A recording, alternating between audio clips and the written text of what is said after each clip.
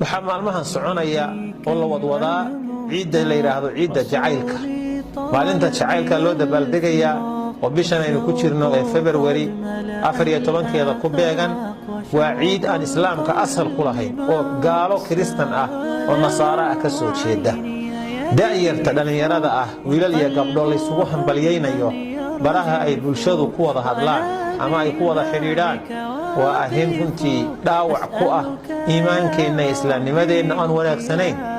leena kana filimaya waxaas ummad islaam ah oo muuminiina oo goba ayaynu nahay gaalo liidata inaynu inagoo gobo sharaf loo iimaan leh waxaan ciidahayn ciid kaga dhigano ku raacno wax sharciga ku banaan ma aha ciidaasi astaantay leedahay waxa kamid ah marka ugu horeysa ee sharciga ku khilaafsan tahay kitaabka iyo sunnaha ilaahay kuma sheegin